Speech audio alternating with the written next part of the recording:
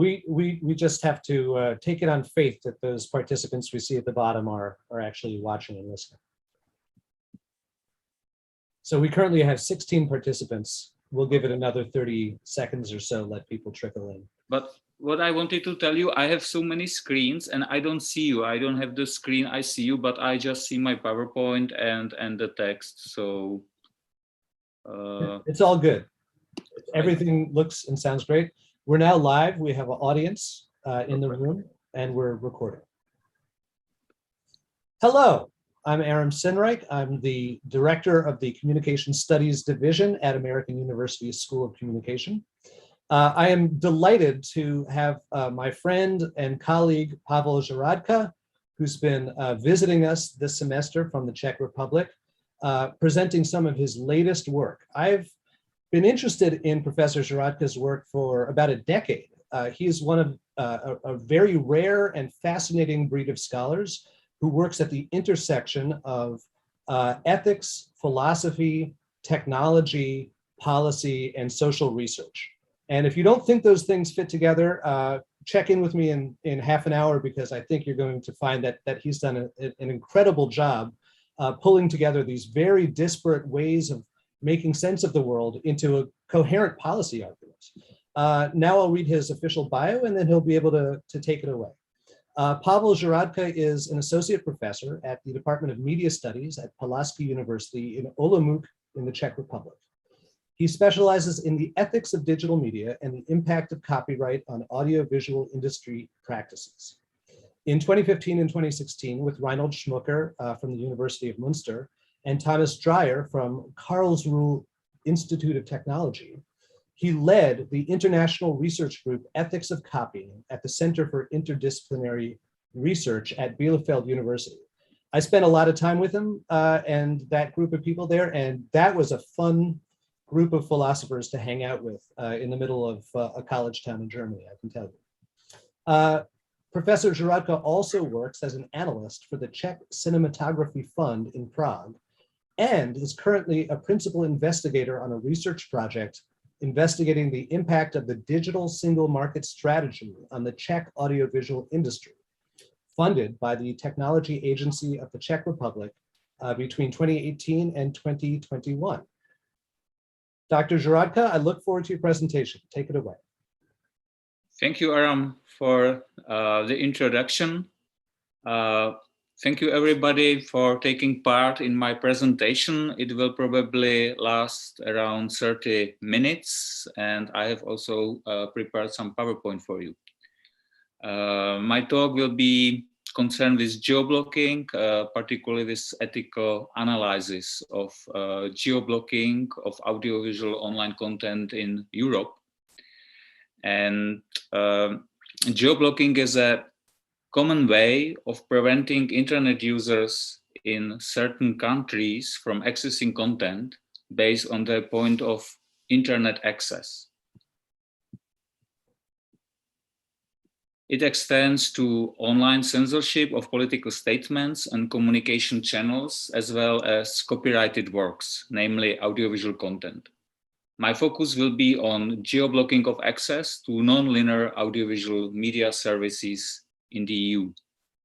The topic of geo-blocking has become increasingly relevant as the last 10 years have seen a transformation in consumer habits and the business models of cultural industries.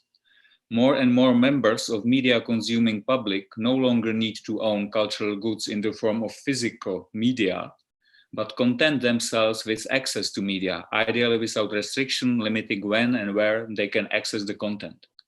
At the same time, the business models of cultural industries have evolved with the advent of streaming technology, allowing consumers to purchase access to online content libraries instead of purchasing physical media.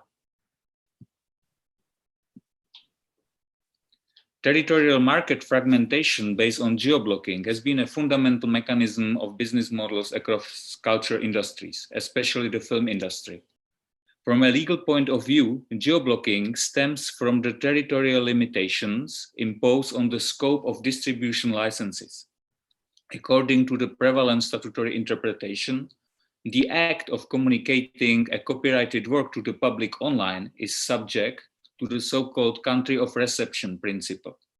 This means that the rights must be settled for all territories where the work is communicated to the public via the internet, namely where the online service is available.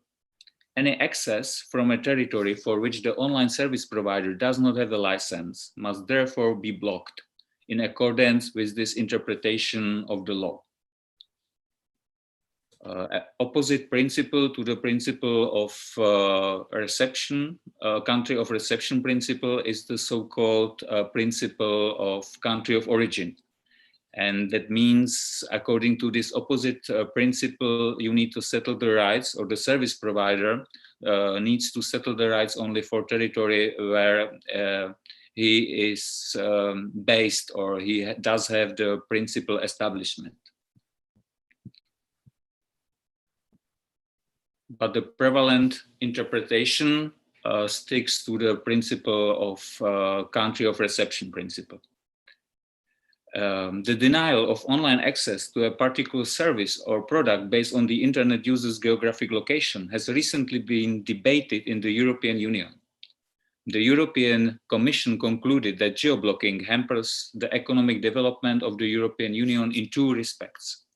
It prevents consumers from purchasing the desired product through a service designed for consumers in another member states, and it deprives the product distributor of potential profits from selling it to a wider audience across national borders.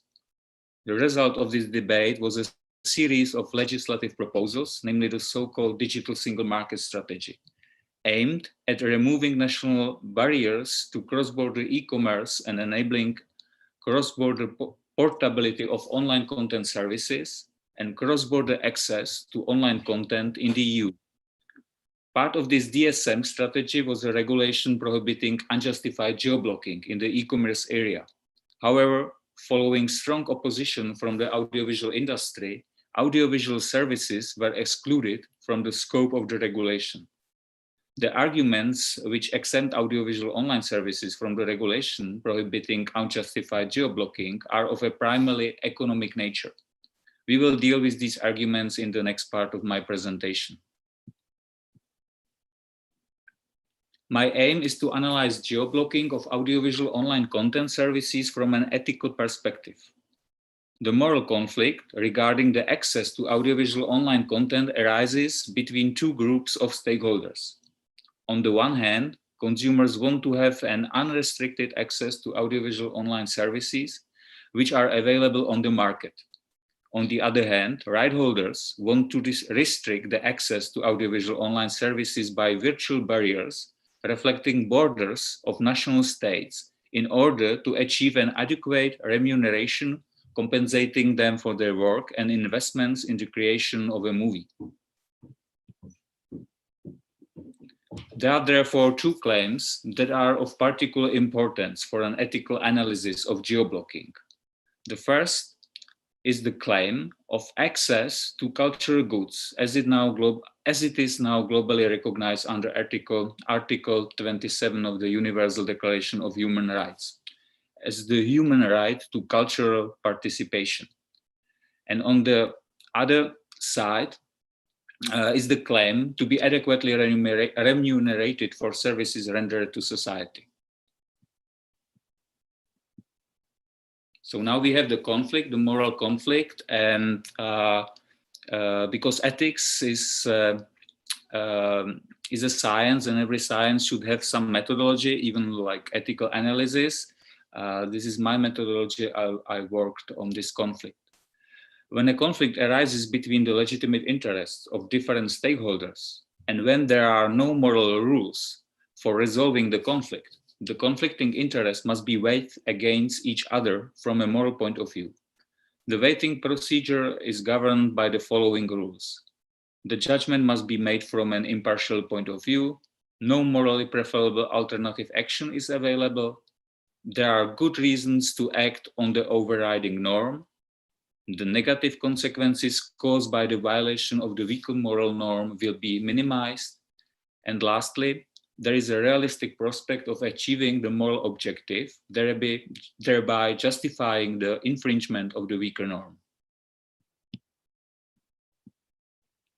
So let us therefore examine if geo-blocking protects the moral right to adequate remuneration for cultural production and services rendered to society, and whether it violates the right of access to cultural goods, and if so, whether the violation is sufficiently justified.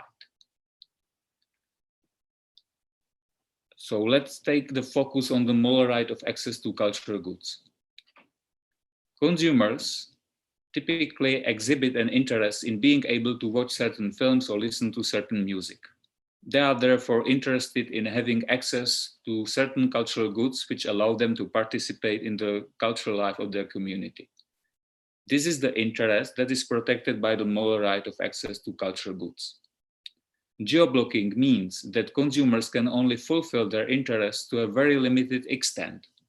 Although they are willing to pay for content which is not available via local services, consumers are unable to purchase such content from online service providers, even though it is offered to end users in other states due to the geo-blocking barriers.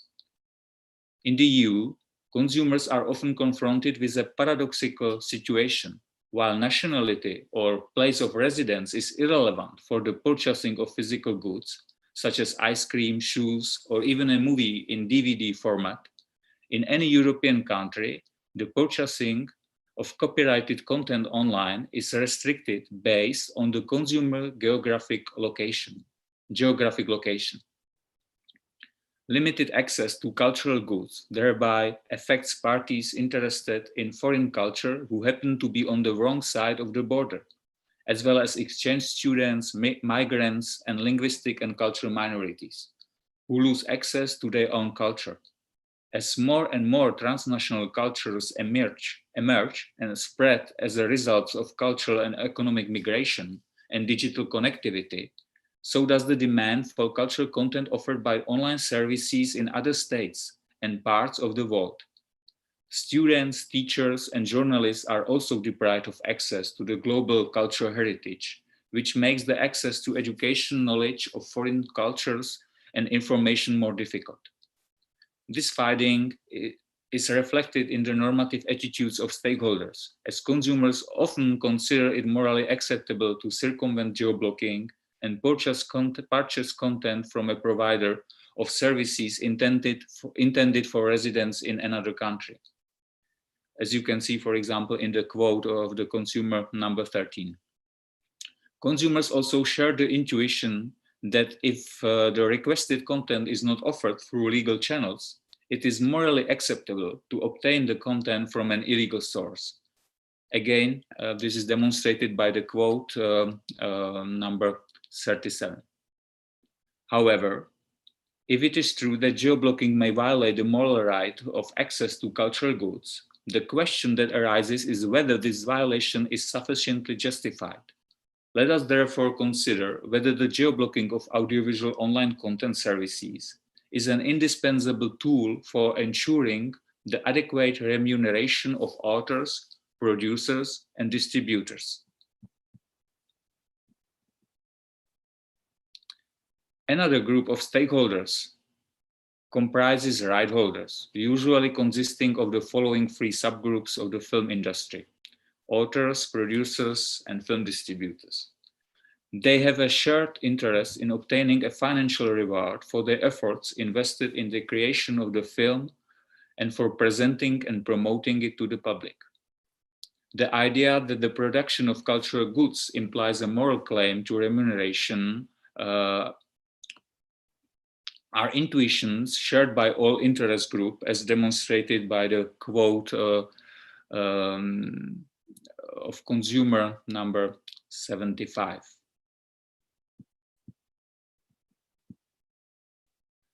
Geo-blocking is considered to be indispensably, namely by the producers and distributors of audiovisual online content. Producers and distributors cite three main reasons to justify the indispensability of geo-blocking. Firstly, it's the price discrimination. Secondly, the so-called sequential distribution. And thirdly, exclusive territorial licenses. With regard to these three aspects, they argue as follows. So let's discuss now the price discrimination, or present the arguments of film industry stakeholders. Separating national markets using geo-blocking allows distributors to offer the same content in different markets at a different price, taking into account the purchasing power of the local audience. Geo-blocking allows consumers from poorer countries to afford content which would otherwise be unavailable to them, as the price of the content would correspond to its price in the primary market.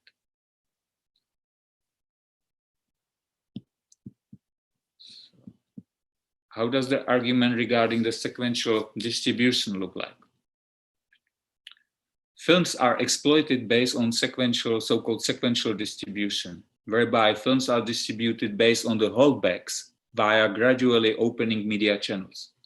The current approach is to have the cinematic premiere of a feature film at least 4 months before the film is released on physical media and so-called transaction video on demand service, for example, Google Play. The subscription video on demand services and pay TV release follows approximately 9 months later, and the film is then released on free-to-air TV and made available on advertising video on demand, such as YouTube, up to 12 months after its cinematic premiere. Moreover, the sequential distribution of films is not always synchronized worldwide. Films are released for cinemas gradually in each country, and some films are never released to cinemas abroad or are screened only via selected distribution channels. This is because, firstly, the promotion and localization of content such as dubbing and subtitling for the secondary market takes time, and sometimes the promotion of cinematic premieres requires the presence of directors and actors who cannot be all over the world at the same time. Secondly, the release of the film may depend on the season of the year, because distributors cannot release, for example, a summer comedy in a cinemas on opposite ends of the globe at the same time.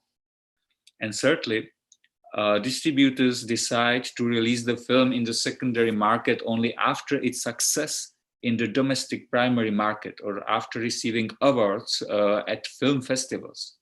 In the case of independent European films, in contrast to American studio films with synchronized pan-European distribution, this life cycle lasts up to 3 years following the initial release in the home territory.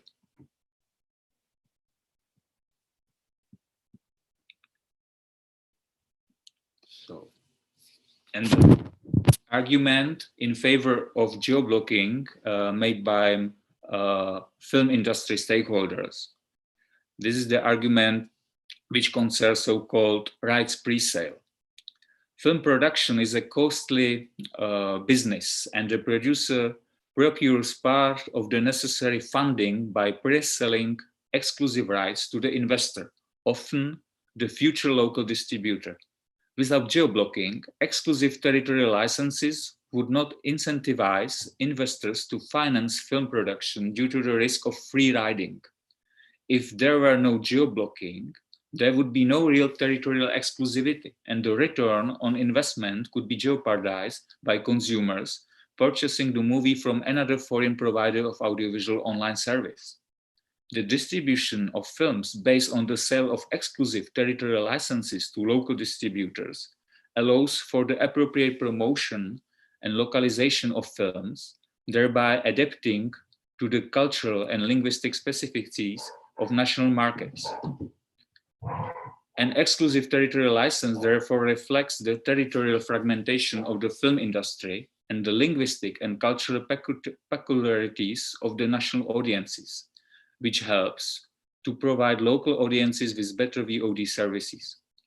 Therefore, according to the European film industry representatives, the territorial licensing stimulates the circulation of films among European audiences and supports cultural diversity.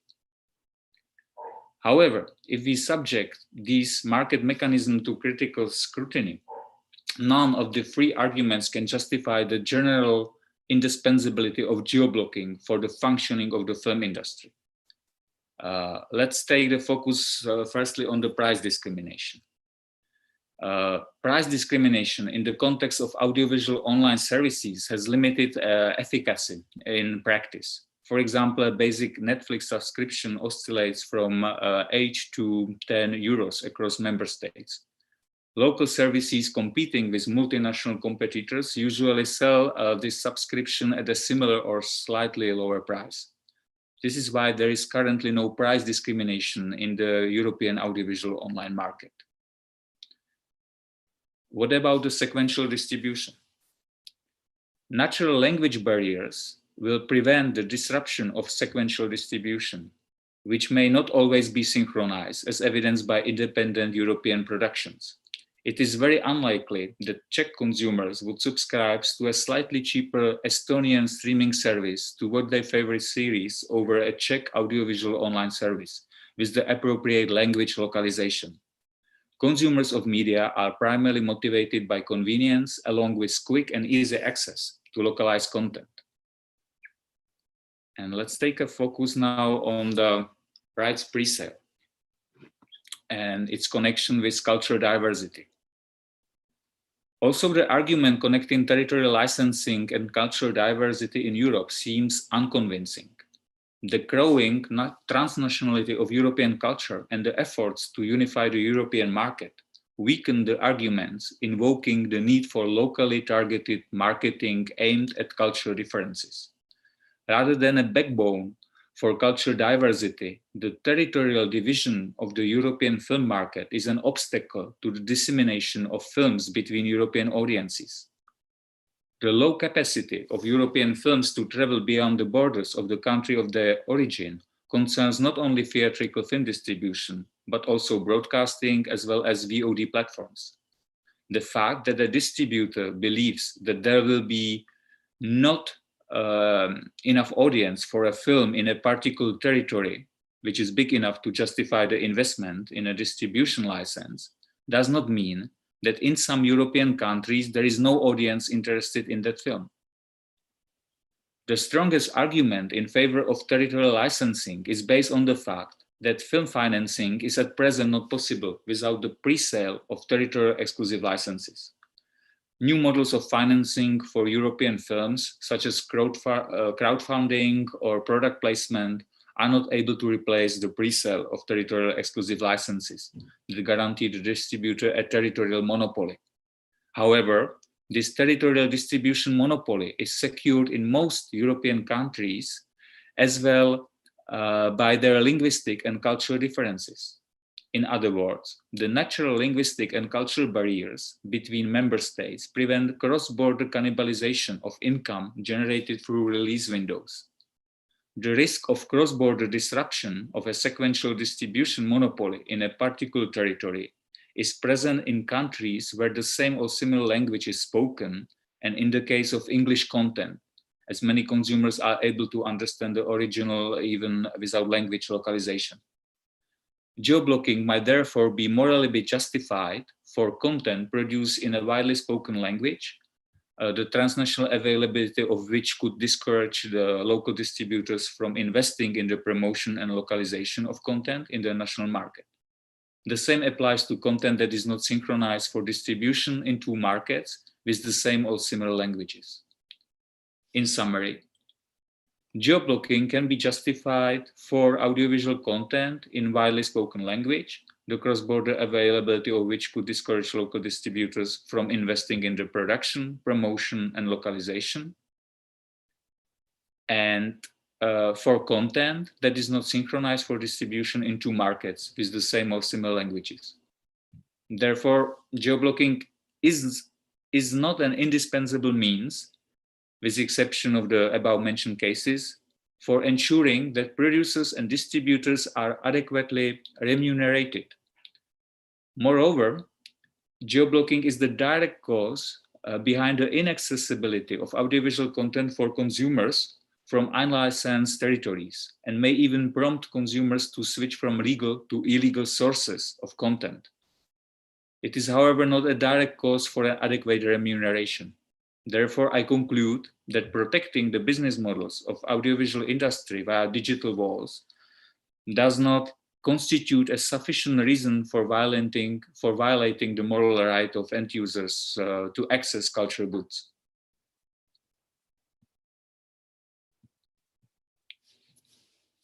I have established that geo-blocking may violate the moral right of access to cultural assets without sufficient moral justification for this violation. At the same time, my analysis has revealed that geo-blocking can be morally justified in certain cases. In my opinion, this ambiguous result can be reconciled using three principles, which form the core of an ethics of access to audiovisual online content. They indicate whether, and if so, under which conditions geo-blocking should be legally permissible. The first principle is called the principle of access to cultural diversity, or so-called the access to cultural diversity requirement. Measures that make it impossible for consumers to exercise their moral right to access cultural diversity are illegitimate unless there are stronger morally relevant reasons that outweigh consumers' moral right to access cultural diversity.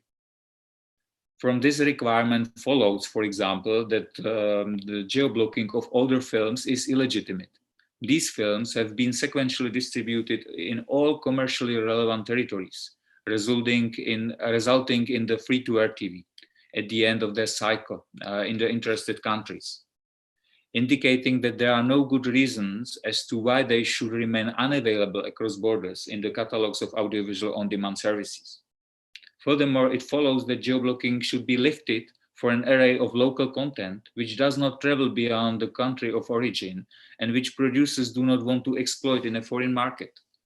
Removing such barriers would improve access to the public's cultural heritage and cultural diversity and could also increase the income of right holders. This consequence is relevant, for example, for many European films that are not distributed outside the domestic market, and their capacity to attract larger international audiences compared to American films low due to the language barriers and cultural differences. As such, there seems to be no morally relevant reasons why a film without ambitions for international distribution should remain unavailable to those interested parties in other countries.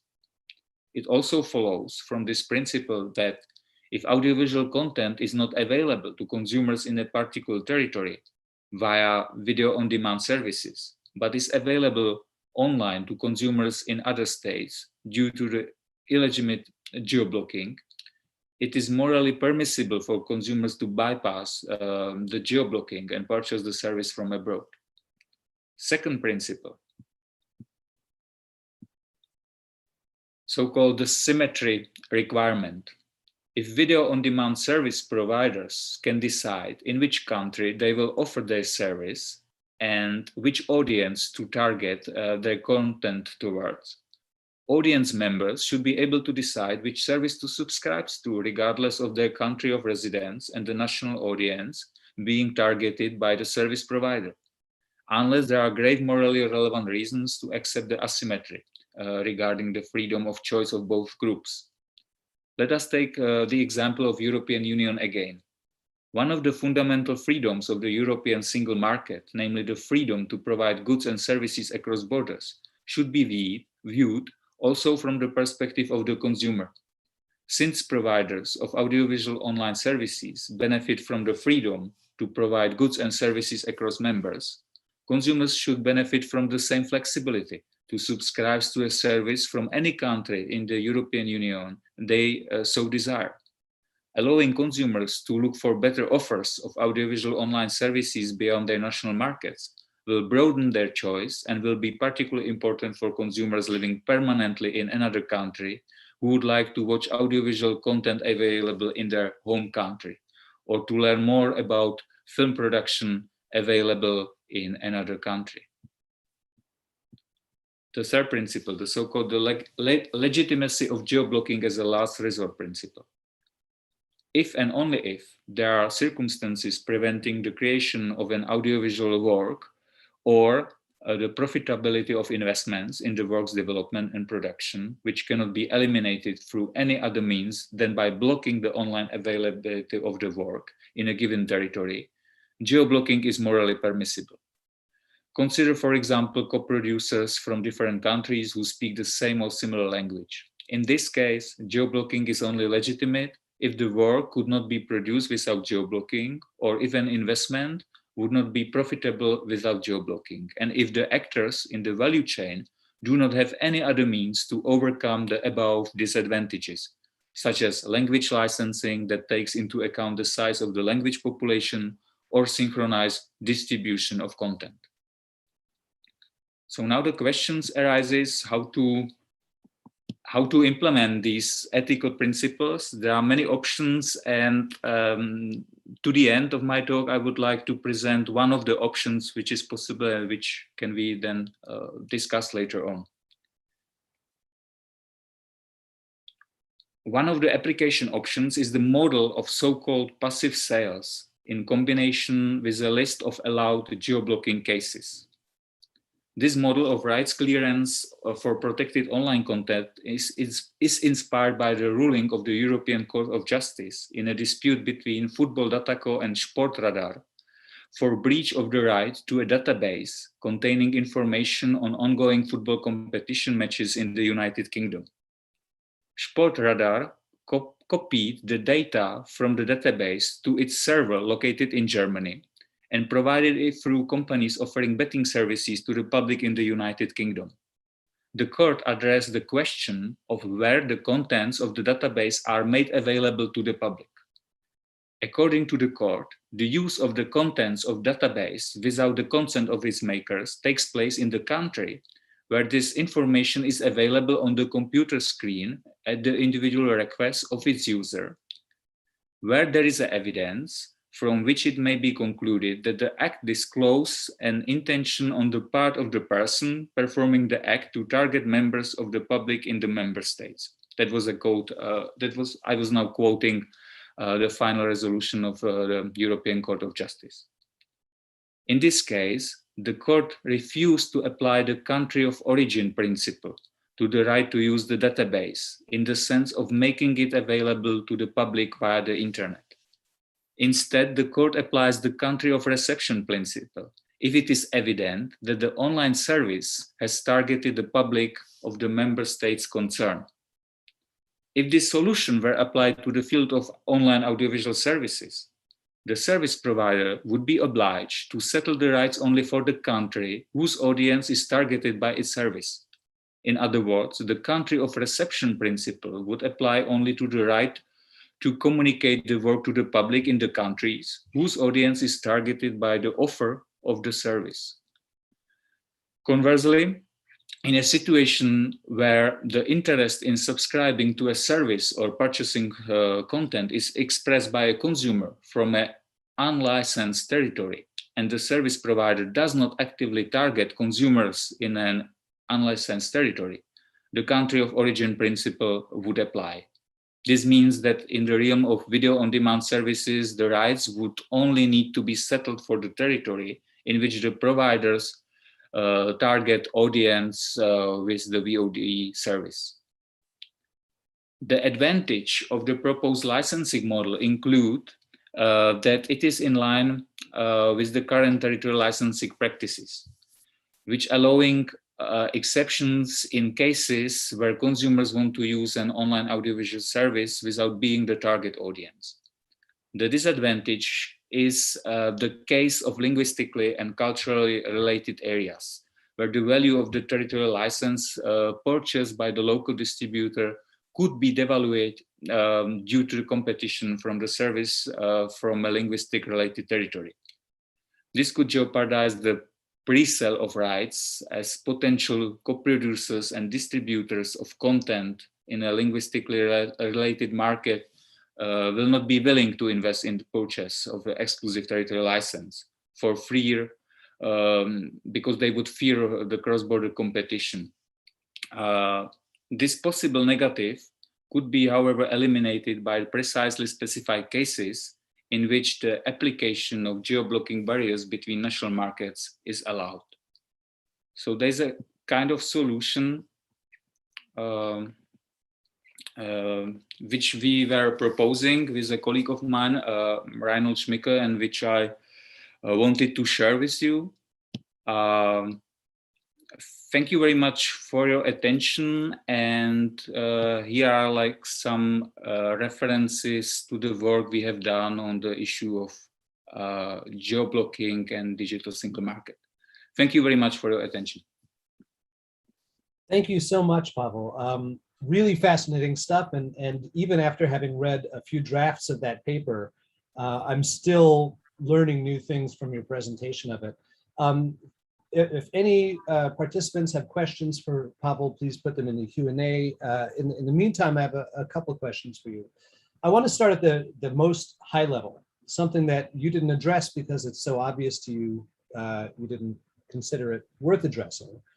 But I think for a lot of the audience of this talk, it's either people who are involved in the community of the School of Communication at AU, or in the Internet Society Washington, D.C. chapter, which is the co-host of this event. And these are people who are used to making policy arguments based on a different kind of epistemology, on questions about consumer behaviors put into contrast with the constraints of the law, and looking for solutions that begin with a different set of operating assumptions having to do with the function of a copyright in a media industry, or the appropriate role of consumers for online media. I guess what I'd like you to start with is if you could just speak briefly about how should moral judgments affect legal policy? How do you draw a connection between, the entire architecture of your very complex and detailed and compelling argument is based on these moral principles, setting these conflicting visions of moral goods into conflict with each other, and then arguing that one should outstrip the other in certain situations. How do you get to the point? Well, two questions really. One is, how do you translate from a moral argument to a legal one? And two is, does that work in the EU? Because it doesn't work so well here in the US, in my experience. So can you speak to that a little bit? And then maybe we can get into some of the details of your argument. So my first proposition is that legal norms are rooted in moral norms. And if there is a discrepancy, there is something wrong with legal norms. So they have to adapt to our moral intuitions. So that's the first theoretical supposition. Secondly, the debate on the digital single market or removing digital borders in Europe, this debate was purely economic one. And I think it was a reduction of the debate, and other arguments made by from other disciplines were missing, especially like the ethical argumentation was missing. So it was just one-sided debate on digital single market. And my third point is the ethical analysis. It does not mean that I am just reflecting on geo-blocking from some pure ethical perspective, like Kantian perspective or utilitarian, whatever. I understand the ethics in a wider context. My method I was using is so-called wide reflective equilibrium. So I'm trying to identify, balance, and specify moral norms or interests of different stakeholders who are involved in the conflict, firstly. And I also try to understand their reasons for their argumentation. And these reasons can be of economic nature. As for example, the arguments made by the representative of audiovisual industry. So ethical analysis means that also this type of argumentation is allowed, and you have to take it into account. What economic impact will it have if we abolish the digital borders in the Europe? And in my opinion, if we work from this perspective of so-called wide reflective equilibrium. Why wide? Because we also take into account these economic arguments and arguments taking into account the social welfare. So if we do it, we are allowed to inform or to form the cultural policy, or we are allowed to propose the legislative norms which should regulate the audiovisual market in Europe. And just to be clear, are there policymakers who are receptive to this mode of argumentation in the EU context?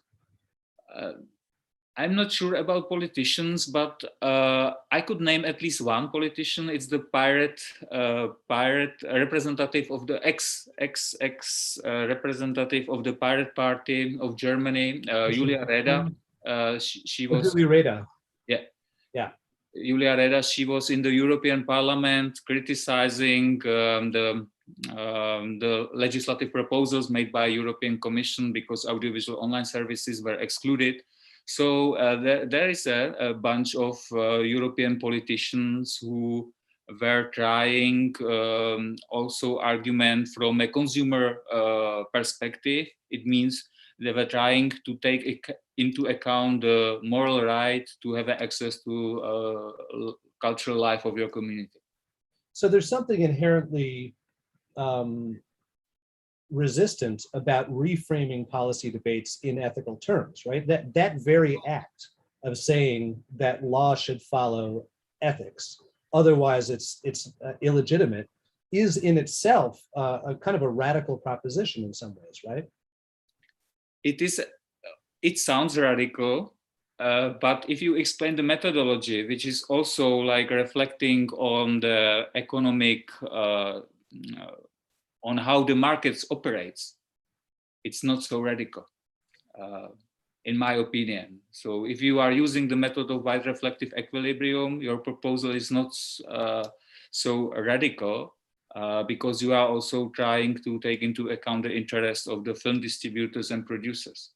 So that takes me to my next question, which is one level deeper into the weeds, which is you use terms like equilibrium and symmetry.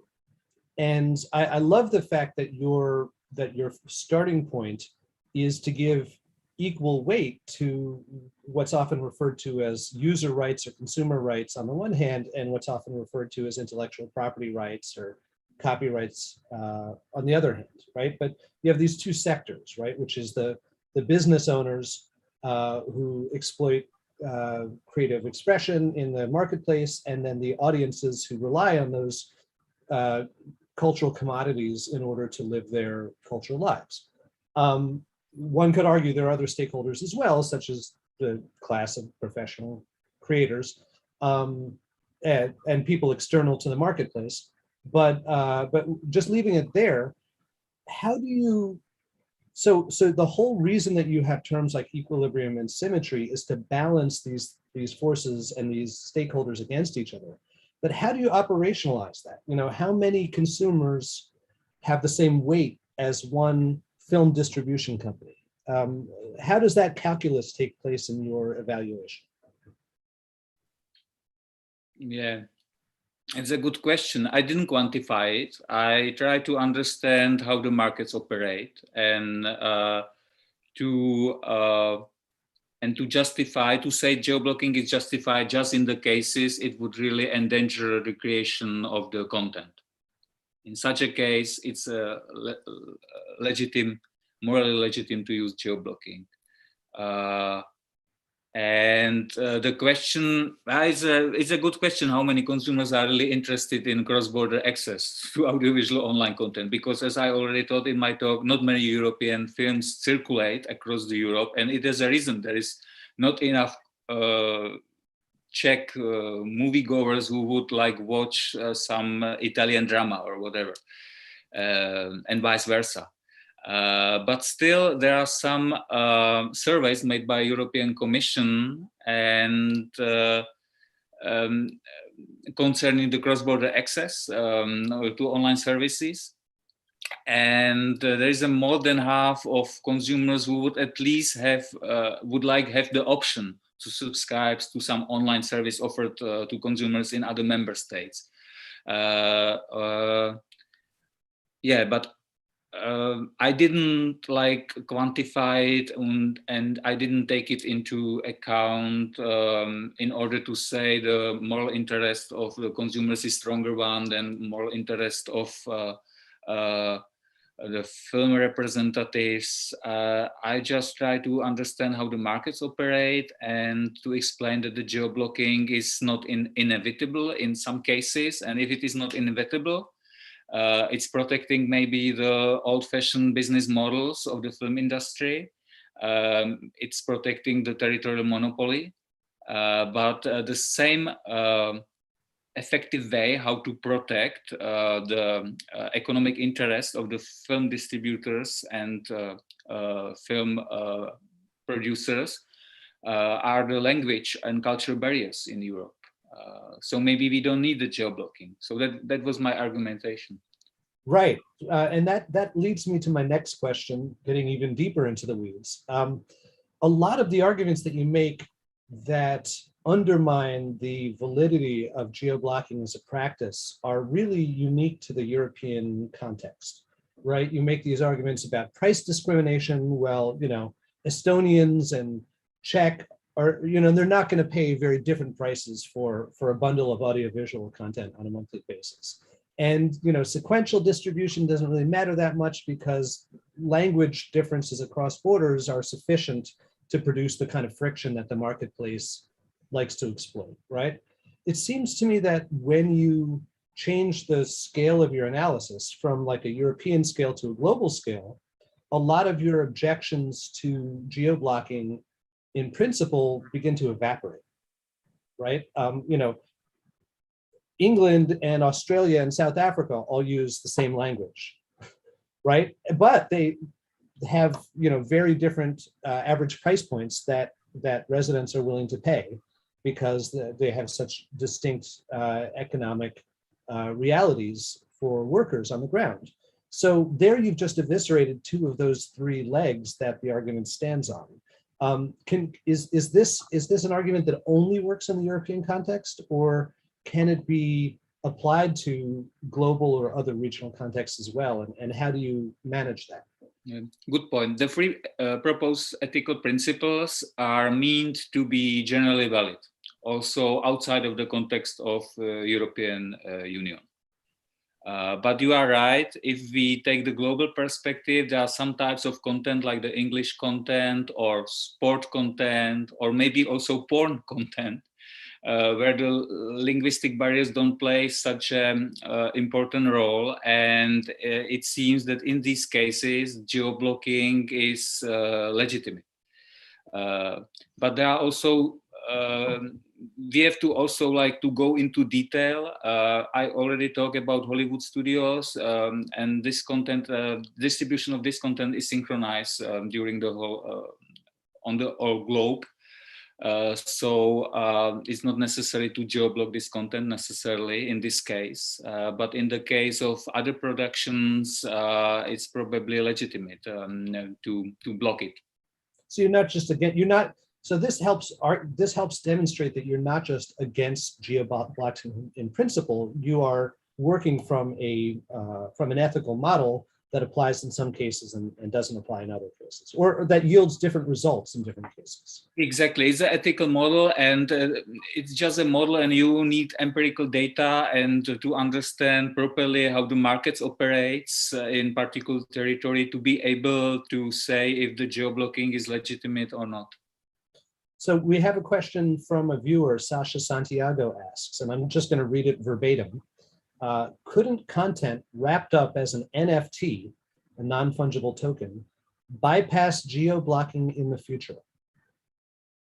That's a difficult one. I'm afraid I'm not able to answer this question because I am not familiar with this kind of technology. I don't know if Aram you are, and you can address the question. Well, I think that there are many ways in which geo-blocking can be bypassed through technological interventions. I mean, one of the most common ways, and I know that you've written about this, Pavel, in your work, is the use of VPNs to effectively appear to a service like you're coming from a different market. I'm not sure how an NFT, which is based on, a kind of blockchain token registry, would accomplish that. Although I'm sure Sasha has ideas about it that maybe they can put into the Q&A chat. Sasha, if you want to expound or expand on your question, I'd be happy to read it to Pavel. In the meantime, let me hit you with what struck me as I had a little aha, but what about this moment as you were talking, which is that, so one of your core arguments against the legitimacy of geo-blocking is that the human right of access to cultural diversity is undermined through geo-blocking. But part of the reason that you argue that geo-blocking doesn't really function in the European market the way that it's supposed to is that you say that the cultural differences across borders are overstated, right? That, the Czech aren't really that different than the Germans in terms of what their cultural interests are. So how do you reconcile those two arguments? One of them saying that we have to stop geo-blocking because we need to protect the specificity of cultural diversity, and the other saying that we have to stop geo-blocking because the cultural diversity is not as big a deal as people make it out to be. I don't think that cultural diversity is not a big deal. It's a big deal in Europe. It's also the reason why the European films are not circulating so well. But I don't think that we need geo-blocking to protect this cultural diversity. On the opposite, geo-blocking prevents European films from circulating through the Europe because it's the fact that they don't leave the country of their origin. Most of the European films, there is not enough interest to invest in buying the license, localizing them. So why then to keep them closed in the national borders with the help of geo-blocking? It makes no sense. It makes sense only movies which are like attractive from the market perspective, and there are not so many. So in my opinion, geo-blocking is in fact harming the cultural diversity, because what's the purpose of cultural diversity if you don't have access to it? And maybe one more recommendation to the question asked by Sasha. I would recommend her book written by Ramon Lobato, Geo-blocking and Global Video Culture. He tries to, he and his colleagues are trying to describe different strategies, how the consumers are trying to circumvent geo-blocking, not only using the VPN client, but other methods. Great. I have one more question. I think we have time for one more question. So one of the things you mentioned in passing that I think is of particular interest is this notion that physical media are treated very differently than digital media, right? So they're like DVDs can flow across national borders where digital equivalents of those DVDs cannot in the European context. And I understand as a media scholar and as a policy scholar that there are reasons for that have to do with legacy economic and legal arrangements that predate the digital single market or even the internet era, right? That physical media is treated as essentially an equivalent to any other commodity that can be loaded on a truck and sold across a counter in a store, whereas digital media is treated as an information good that flows across telecommunications networks. Have you or other moral philosophers that you work with looked at the moral dimensions of the disparate treatment of the same media based on whether it's a physical or a digital format? And if so, what have you concluded about that? It's the argument, in fact, I made.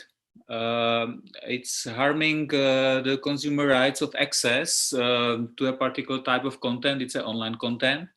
And in fact, in the offline world, or in the world of physical products, it can be also products which are a barrier of copyright protected content. We don't have these digital, these borders. It's possible to order DVD with some movie from Germany and you will get it by Amazon in the Czech Republic. So why it is not possible in the online world? So I already made this argument, and maybe one small explanation why it is possible to order a DVD with a movie from Germany and to order it from the Czech Republic. The offline world with the physical media is governed by so-called principle of rights exhaustion. It means that in the moment you are offering or selling the copyright protected content on some physical media in primary market, your rights are exhausted and you are no more allowed to regulate the circulation of the content. It means anybody can buy the product and sell it in another market. So you can't restrict so-called parallel import to other countries.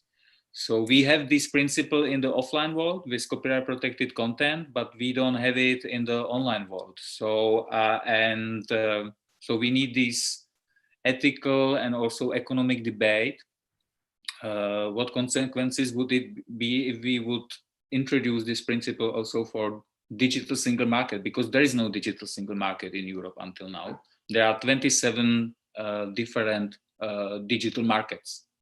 National digital markets. Yeah, it's something that we've been struggling with in the American context as well. It's, you know, we have a similar principle in our copyright law called the first sale doctrine. And there have been some notable cases that have gone up to, you know, the highest levels of jurisprudence.